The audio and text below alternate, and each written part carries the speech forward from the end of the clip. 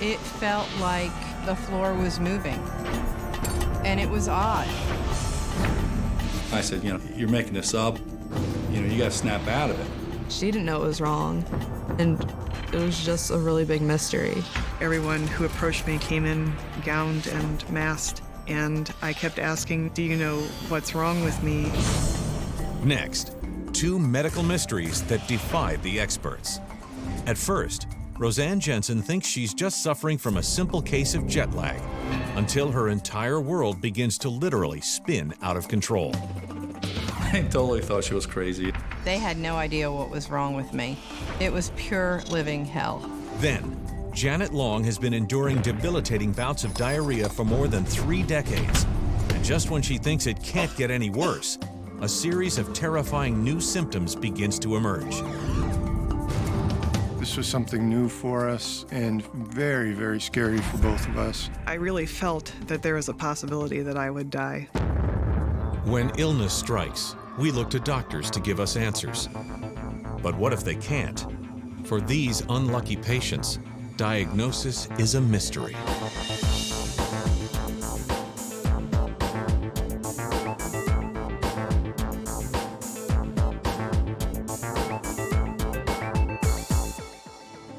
In the summer of 1993, Knoxville, Tennessee native Roseanne Jensen was leading the life she'd always dreamed of. In fact, between her doting husband and 2 adorable kids, she'd never been happier or felt better. I was a health nut. I like to eat healthy, and I like to work out, and I like to just keep my body in really good shape. Roseanne loved being outdoors all the time, doing stuff. She had a nice body on her. But little does Roseanne realize that her seemingly perfect life is about to spiral out of control. My husband was going to be going on a trip to California for about a month, and we decided to go with him. So we all just packed up and got on an airplane and flew to California. The plane ride was pretty much normal with 2 little kids. Got off the plane in San Francisco. As soon as they land, the family starts driving down the coast on their way to Los Angeles.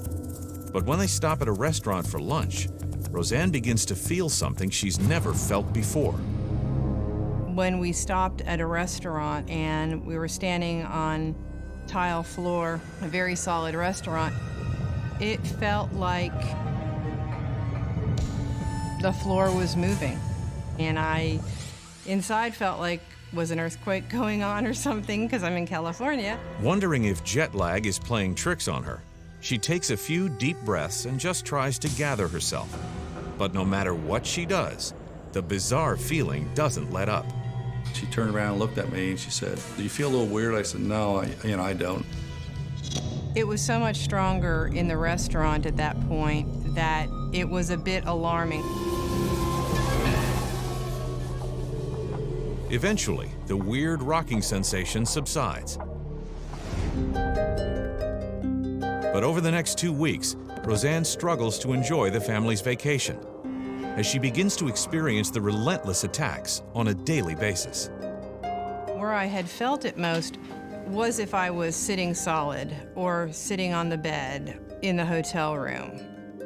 Just sitting there, I would feel like I'm rocking, like I'm on a boat, like I was literally actually in the water in waves. And it was odd. At the time, I didn't think there was anything wrong with Roseanne, so I just told her, just, take it easy and take a nap, and I will take care of the kids. Roseanne is hoping that once they return home, the freakish feeling will vanish as quickly as it appeared. But as soon as she walks into the house, she experiences yet another attack. I remember looking at the curtain, and the curtain looked like it was moving a little bit. And that was always questionable, like, am I moving or is the curtain moving? The strange sensation scares her, and as the weeks go by, the intermittent spells begin to take their toll.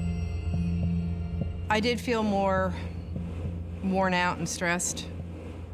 I guess you'd say fatigued. There were days that I had to just sit basically on the floor and just try to get my balance back. Making things even worse, Chris is having a hard time believing anything is wrong with her at all. The way I'm brought up is, unless you see blood coming out of you or a bone sticking out of you, you're okay. So no, I didn't take it seriously at all. But Roseanne is convinced that it's not all in her head.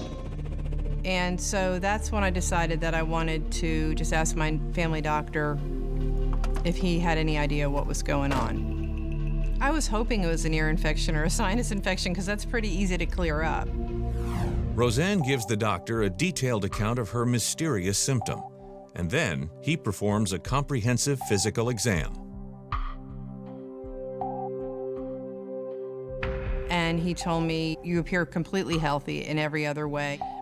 Everything tests out fine. We could do further checkup. I don't really think you need it." Roseanne can't believe what she's hearing. So I insisted. I said, this has happened too many times. I want to find out what's going on. The doctor tells Roseanne the only other thing he can do is perform an MRI, since balance disorders can sometimes be linked to abnormalities in the brain. I had never had an MRI before. It just was a little intimidating to go inside this big tube. When we went there, actually, I had them let my husband come in the room with me and hold my foot because it was scary. Everything would be fine, but everything would be wrong. And, of course, we didn't know what to expect at the time. All Roseanne and Chris can do now is wait for the results. It's the most agonizing week of their lives. I was scared. I was very scared. I was afraid that possibly there was a brain tumor and that what would my kids do without me? But nothing could have prepared Roseanne for what the images would reveal. And they said, "You're totally clear. There's nothing wrong. Nothing wrong with you." So I was happy that there was nothing wrong, but then it still had the question, what's going on? What is this? Because the doctors had no clue, and they had never heard of this rocking kind of dizziness. Roseanne leaves the doctor's office, confused and frustrated. Everyone used to tell me that I looked normal, I acted normal, I walked normal, so it didn't look like anything was wrong with me. I totally thought she was crazy. After the doctor said he couldn't find anything wrong, then I said, you're making this up. You got to snap out of it.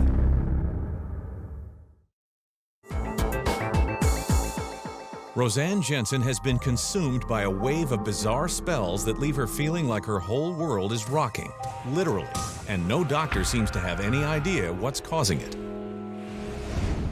The symptoms came and went, and I'd go to take a shower in the morning. I'd bend over to wash my hair, close my eyes, and I felt like I could fall over. Roseanne manages to live with the episodes for a few years, but eventually they begin to wear her down, especially when she realizes that they're starting to worry her children and alienate her husband. She'd always get these attacks or dizziness, and she would just watch us play, and it was sad because she couldn't participate in anything. When I was about 5 years old, I remember going up to my mom's room, and the door was locked. And I wanted to talk to her, so I kept banging on the door and asking, "Mom, are you there?" And I didn't know it was wrong, and she didn't know it was wrong. And it was just a really big mystery. She drove me nuts a lot of times because I couldn't understand it, It was bad. It was really bad. Determined once again to prove that it's not all in her head, Roseanne makes another appointment with a new doctor. From the get-go, she knows it will be a struggle. I try to make visuals for them. I try to take my hands and say, it feels like I'm being pushed and pulled. It feels like I'm on a rocky dock, ready to fall off of it. It just feels like the earth is moving underneath me. Baffled by Roseanne's description of her symptoms, the doctor decides to test her for one of the most common balance disorders, vertigo. They put water in your ears, hot and cold water, which provokes true vertigo, which was very frightening. By placing fluids of varying temperatures in the ear canal, the doctor stimulates Roseanne's inner ear in an attempt to throw off her sense of balance. Then he asks her to follow a series of small moving lights on the wall, hoping to detect involuntary eye movements that only occur when a person is suffering from vertigo. An hour later, the findings are in. The result of the test was that I was normal. And since I checked out healthy in every other way, they just sort of said, well, live with it. You're doing okay. But I wasn't doing okay inside. Still bent on finding an explanation, Roseanne schedules exams with 3 more experts. But none of them find anything out of the ordinary. I questioned the doctors. I don't think the doctors were happy that I was questioning them. It was just so frustrating. Worst of all, the condition is continuing to pull her further and further away from her family. I was very confused about what was going on. She didn't look unhealthy, but I could tell that something was very wrong. She's my mom and I love her. So I tried to help her, but at times I didn't think I could, so I sort of just stayed off to the sides. I felt helpless, and that's what really started hurting me, is that I couldn't do anything for her. Chris soon finds himself doing all he can to escape the intolerable situation at home. I think it drew us apart because I couldn't understand it, and we used to get arguments about it. It's one of the major reasons we got separated. I believe that the illness was part of a factor in Chris and my divorce, the frustration that he had to go through and that I went through, and just trying to get through this and find an answer. Feeling more isolated than ever, Roseanne stops talking about her symptoms entirely, preferring to suffer alone in silence. I just started keeping quiet about it because it was almost embarrassing, like I had a defect or something, and tired of people thinking I was making it up. It was pure living hell. Little does Roseanne know that her worst nightmare is far from over. In fact, it's just beginning. One day when I was working in a salon, I was working on somebody's hair, and all of a sudden it felt like the floor dropped out from underneath me. I went into like a cold sweat, and I basically had a panic attack. I had to hold on to the counter. I didn't know what to do. I just sat down for a while and I just tried to breathe, and it scared me to death. Like, what is happening to me? It was stronger than anything I had ever felt to that point. I told my boss that I think I need to leave for the day. Roseanne staggers out to the parking lot and into her car. Surprisingly, it's the one place she feels comfortable. One of the weird things was when I was in a car, I would feel normal in the car. As soon as I got out of the car, I felt like I was back on the boat, back rocking, back not on the earth anymore. And I felt like that was so strange. I got in my car carefully, drove myself home, and basically sat on the couch and cried and got scared. It's a turning point for Roseanne. Fed up with the experts who don't take her seriously, she soon launches her own one-woman investigation. After I had had that attack at this salon, I gathered books together from the library. I bought books. I started searching on the internet daily. I was obsessed with finding an answer for this problem. And then one night, Roseanne stumbles onto something. I just was searching, and I was looking, and I found all the symptoms that I was having almost exactly to a T, everything that I was feeling. And I felt like, oh my gosh, I found an answer. She prints out everything she's found and hightails it to her current doctor, hoping that he'll be able to confirm her hunch. And he said, I need to send you to the guy with the big guns, the guy in Nashville. And that's when I was referred to Dr. Schwaber. I received a letter from Roseanne. Most of the symptoms that she described were a rocking motion, a wave-like motion going up and down, much like you would feel had you been on a boat or a ride, such as at a fair or an amusement park. After reading the letter, I was fairly certain that I knew what the problem was. Roseanne Jensen has been living with a bizarre and debilitating rocking sensation for more than 6 years. Now she's on her way to Nashville to see balance disorder specialist Dr. Mitchell Schwaber, and she's praying that he'll have the answer she's been so desperately looking for.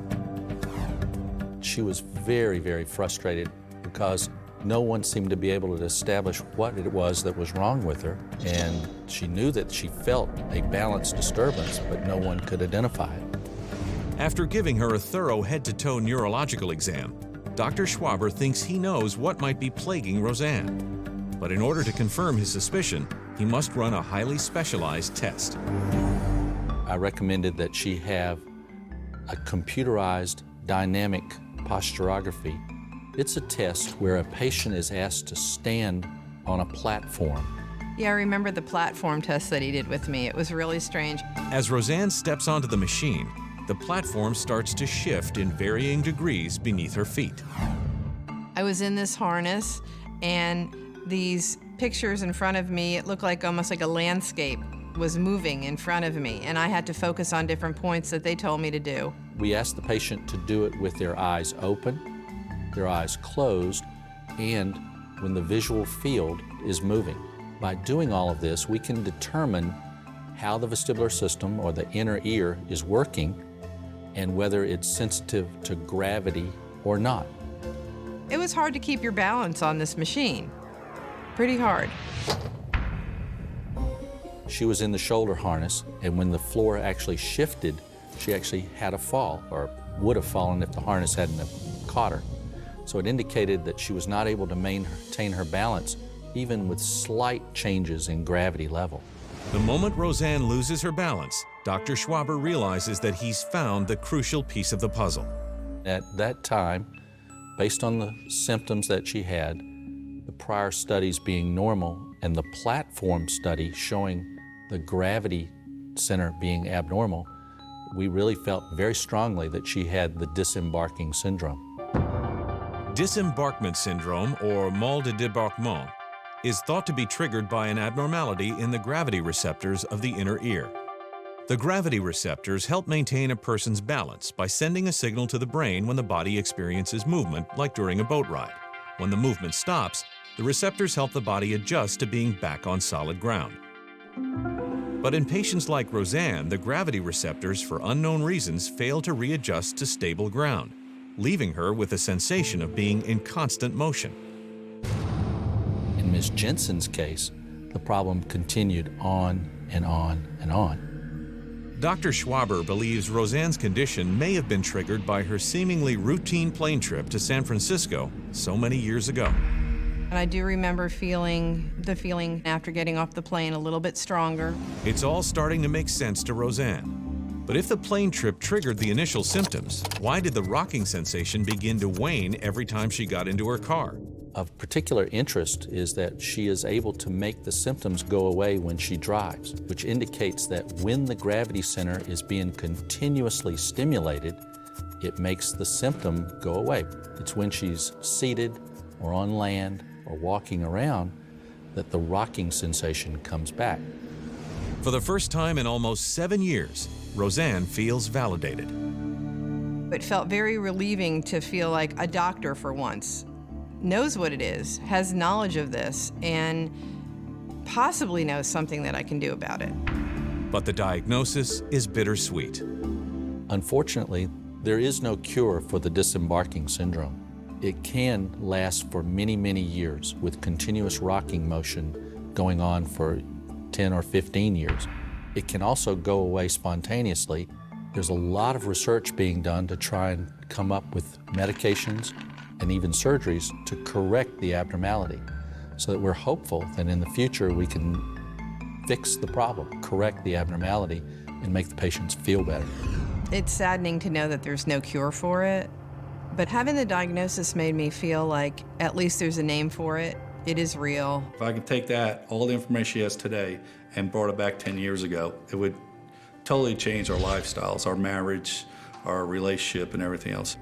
Understandably, when a person has been misdiagnosed or unable to be diagnosed for quite some time, they begin to think that they have a mental problem. In fact, many patients with undiagnosed balance disorders frequently suffer from severe panic attacks. One of the things that we now know is that a lot of vestibular disorders trigger anxiety, and a lot of anxiety can trigger a vestibular disorder. There's a lot of overlap. Roseanne considers herself lucky to have been diagnosed at all. But she can't help but wonder why so many doctors fail to put the seemingly simple pieces of the puzzle together. Well, this is a very, very rare syndrome. In my practice, we see no more than 1 or 2 of these patients every 2 or 3 years, and most physicians are either not aware of it or have not heard of it. Today, Roseanne still suffers from the symptoms of Disembarkment Syndrome, but she refuses to let her condition slow her down. She continues to research possible treatments and cures, but most importantly, she's come to learn just how resilient she can be. I've learned that you've got to pretty much take hold of your own health issues. If there's something wrong with you that you can't find an answer to, or the doctors can't find an answer to, you have to just keep pushing and searching and looking, and don't give up on it. I will continue to keep looking for treatment until we find an answer. I'll keep on trying. Won't give up.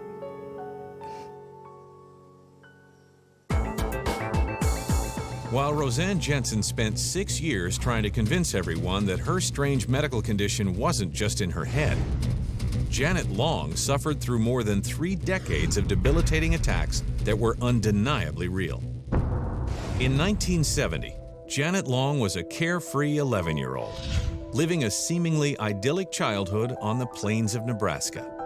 I grew up in the Midwest and had a pretty happy childhood, and I played a lot outside with my friends. But when young Janet gets her first period in the fall of that year, she is completely unprepared for her body's dramatic reaction. I would have excruciating stomach pain, and I wouldn't be able to go to school for a day or 2. Her mother assures her that the agonizing cramps are just a part of growing up. Back in those days, there wasn't much she could do for me except give me a couple baby aspirin and a hot water bottle. But when Janet enters high school, new and very embarrassing symptoms begin to emerge. At that point, I would also have occasional times of diarrhea and vomiting. I figured I was just a girl who was having a really tough time every month, and that was probably what every girl went through. Over the years, Janet learns to endure the severe monthly episodes and manages to make it through high school without anyone catching on. But during her first semester at college, the crippling attacks begin to intensify, and she can no longer keep the disturbing symptoms to herself. And I can remember calling my parents and saying, this just is much harder than what I've ever had before. At her parents' urging, she schedules an appointment with a university doctor. He performs a thorough head-to-toe exam, but when he can't find anything wrong, the doctor concludes that the attacks must have simply been triggered by a bad case of college stress. I think my mother and I both came to the conclusion that I was indeed just having stomach trouble from tension. So we just thought that that was just something I was going to have to deal with, and pretty much that's what I did. Each day is a challenge for Janet as she scopes out the closest bathrooms and struggles to hide the humiliating episodes. I continued to have severe stomach pain, nausea, vomiting, diarrhea. But one night, it becomes impossible for Janet to hide the painful attacks any longer. At one point, I went out to eat with my friends, came home and didn't feel well, and thought, well, it must be something I ate. And in about 3 hours, I would guess, from that time, I was literally crawling on the floor. Writhing in pain, Janet spends hours locked in the bathroom. She's never experienced an attack this intense. By that night, I was having severe diarrhea and realized that there was blood in the toilet. In a state of panic, Janet realizes that she has to get help fast.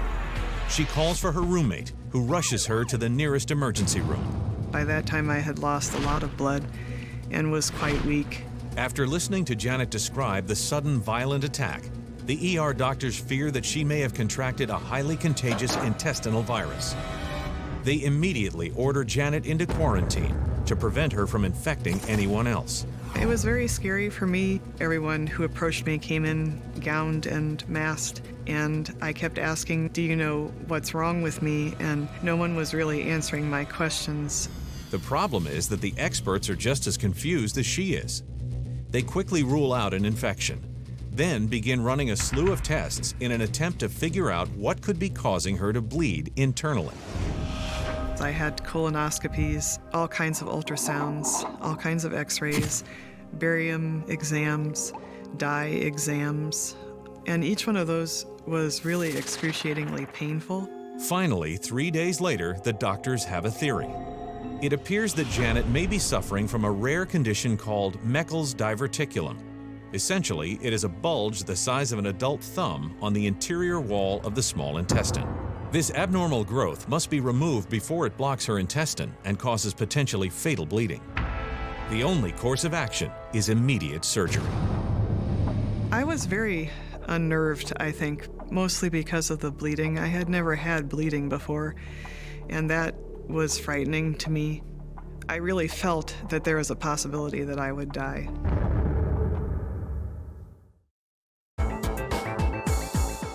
After enduring a violent attack of diarrhea and vomiting, Janet Long has been admitted to the hospital.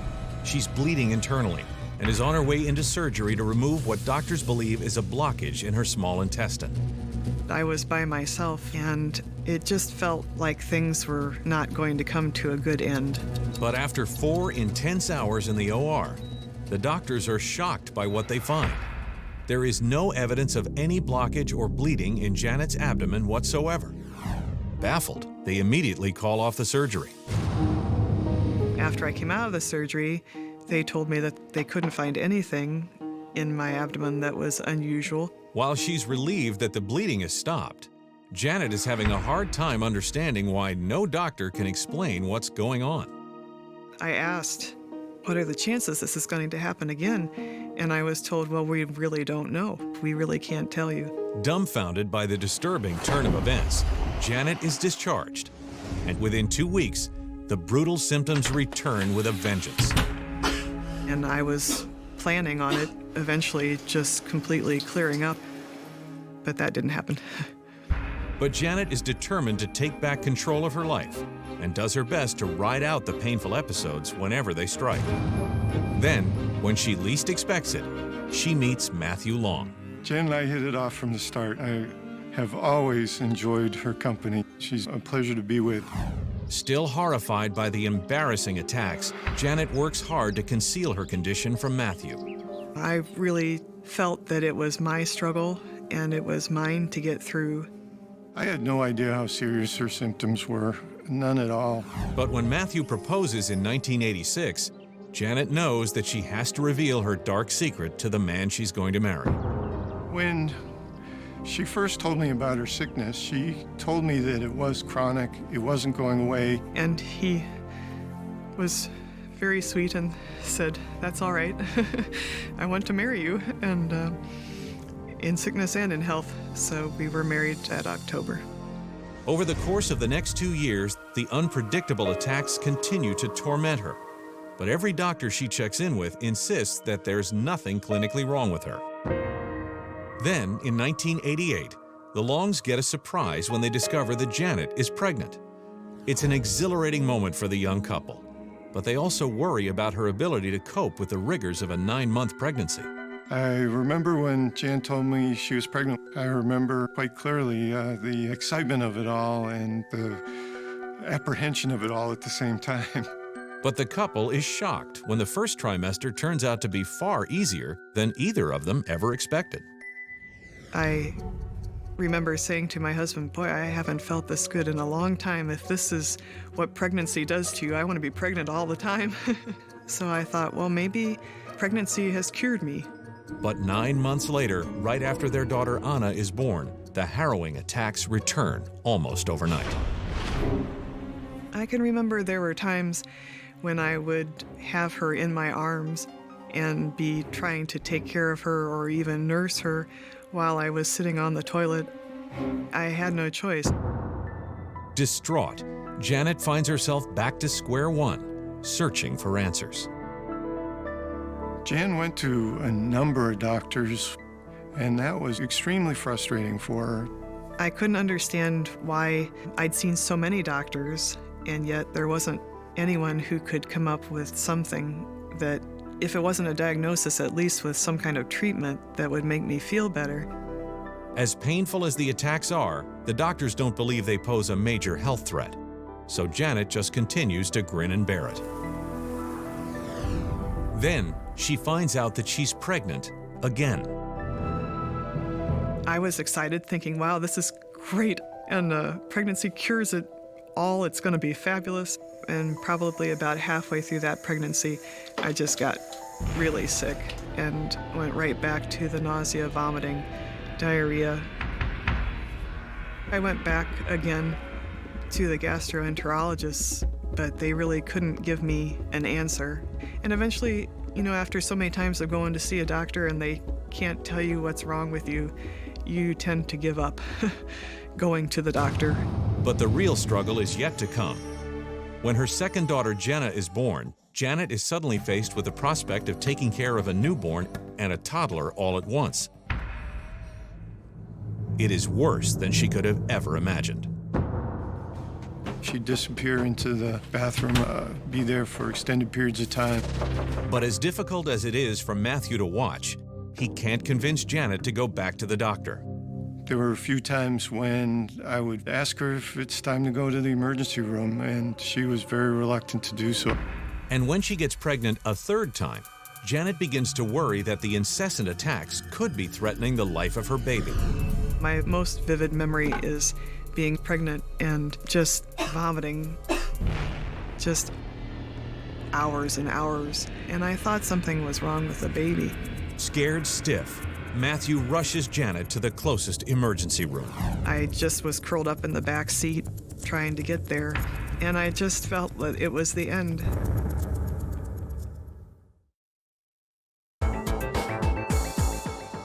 After suffering through more than 6 hours of violent diarrhea and vomiting, Janet Long's husband is rushing her to the closest emergency room. She's in the 3rd trimester of her pregnancy. My biggest concern was that the baby was all right.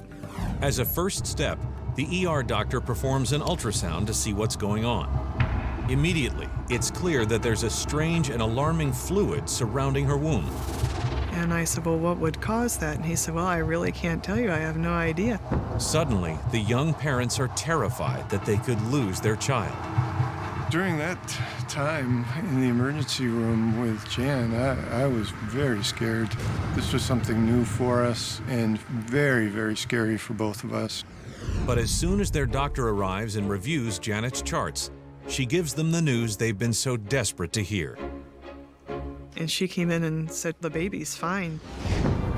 I was very happy that the baby was all right. That was my biggest concern. But I really wondered, why was there fluid all through my abdomen? And I was surprised that no one could tell me. But while the experts are trying to figure out exactly what's going on, the strange fluid vanishes almost as quickly as it appeared. And the doctors said, well, it looks like you're getting better. Why don't you go home? Outraged by the doctor's dismissal, Janet finally decides to take matters into her own hands. I can remember thinking I have to find a specialist if I'm going to get an answer. In less than 24 hours, Janet manages to track down Dr. Jacqueline Wolfe, a highly respected gastroenterologist in Boston. When Janet came to see me, she was very scared. She had fluid in her abdomen, and we don't usually see that in pregnancy unless something else is going on. I examined from her head down to the bottom of her neck, which was totally normal. Then I looked carefully at her abdomen because this is the place that she was having her complaints. And I examined her to make sure she didn't have tenderness, and everything in her belly was normal. Her symptoms and her history was very unusual. In fact, Dr. Wolfe has never seen anything like Janet's case before. I thought Janet had something, but I didn't know what it was. Completely discouraged, Janet heads home, wondering if anyone will ever be able to crack her case. I had very little confidence that anyone was ever going to figure out what was wrong with me. 2 months after the alarming episode, Matthew and Janet's 3rd daughter, Kaisa, is born healthy, but Janet is feeling worse than ever. After Kaisa was born, the frequency of the attacks continued to increase, and Jan would spend more time in the bathroom. It's a difficult time for Janet as she struggles to manage 3 children alongside seemingly endless trips to the bathroom. Then, when she least expects it, a strange new symptom emerges. My hands would get red and itchy, and then they would start to swell. If I got down on my hands and knees to wash the floor, the motion of pushing on the floor with the sponge would make my hand swell, and the swelling would go from my hand into my arm and from my arm up into my shoulder. Disturbed by the mysterious swelling, Matthew insists that Janet check in with a family physician. We went to the doctor and I explained to them, and they said, oh, it's probably allergic. You'll just have to watch what you use for soap, and sent me back home. Janet tries experimenting with various detergents and other cleaning products, but the swelling seems to take on a life of its own. They got worse. The patches, the blotches, the swelling got worse. On her last leg, Janet begins spending more and more time isolated in the house with the children. At times when we were really young, my mom would be in the bathroom trying to keep herself together. Me and my younger sister, we would be playing around while my mom had bigger things on her mind. It was just when she was sick, she was very sick. A lot of times I would lay on the couch beside them and just watch them play so that I could at least know they were safe and be near them. For the sake of her daughters, Janet decides her only choice is to fight back. I wanted to live for my 3 girls. I wanted to get better, and I think that was finally enough to get me to try one more time. She starts by calling the only doctor who has ever seemed interested in solving her case, Dr. Jacqueline Wolfe. Janet came back again with the same symptoms, and we went through the same thing again. The abdominal pain, the vomiting, the burning in her belly. And I was just trying to find something else. And as she went to walk out the door, she turned back around and she said, is there anything else, anything at all that you haven't told me that maybe I should know? And I said, well, there's these weird swelling things that I have, but the doctor tells me that it's allergies. So on hearing this, I'm thinking now, well, this is connected. This is connected to what Janet has. And it was like a light bulb went off over her head, and she looked at me and she said, I think I know what you have.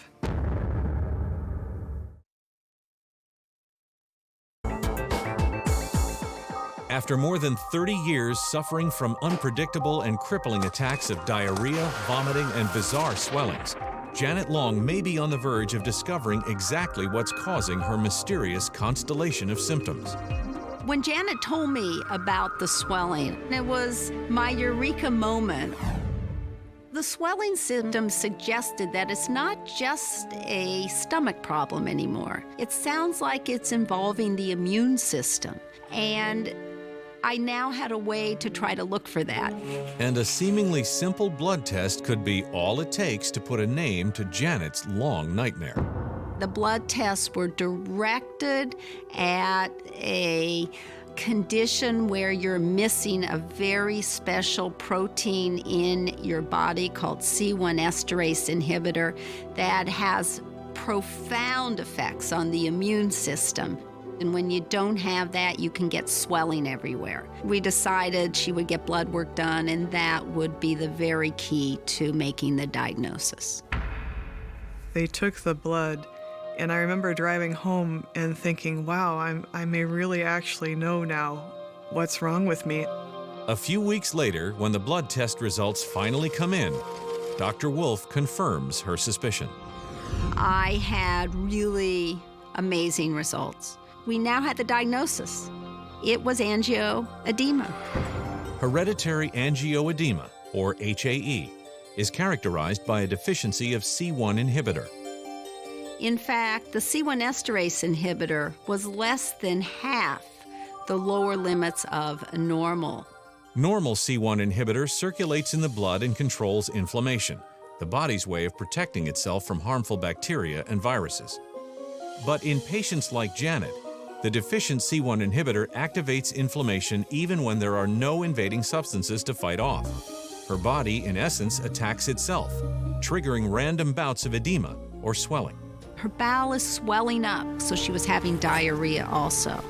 She's getting pain, and she's vomiting, and then all of a sudden it goes away. The condition occurs in many ways in many different people, and it can be so fast that in some of these people it can actually cause trouble breathing, and some people have died from problems breathing because of the quickness of onset. While doctors don't know exactly what triggers the disease, they do speculate that hormonal changes have an effect, which explains why Janet's attacks started when she got her first period. All of her symptoms were explainable by this condition. Pregnancy, which changes your whole body, can sometimes be a trigger for this. It is almost impossible to predict how HAE will affect a woman during pregnancy. While some women report a reprieve in the attacks, others describe an onslaught of painful episodes. This explains Janet's radically different experiences between her first and second 2 pregnancies. It was an incredible experience for me because that explains all these different things that had happened. I could say, okay, that makes sense.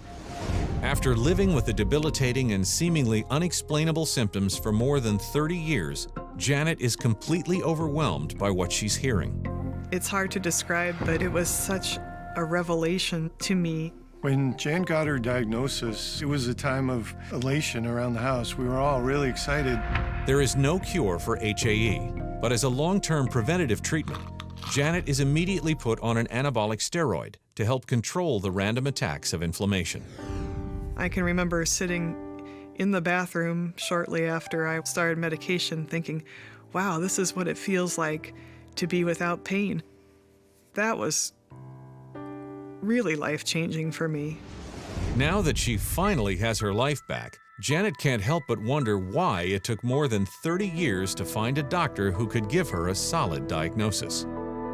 Janet was the first angioedema patient I had come across. These are rare conditions that you read about in medical school, and most people don't think of sending off the blood tests that would make the diagnosis. In fact, HAE is so rare that as few as 1 in 50,000 people may have it worldwide. While Janet is thrilled to finally have the answer she's been desperately looking for, Dr. Wolf informs her that the case isn't closed yet. Angioedema is often a hereditary condition, and therefore it was important that Janet have her children tested for angioedema.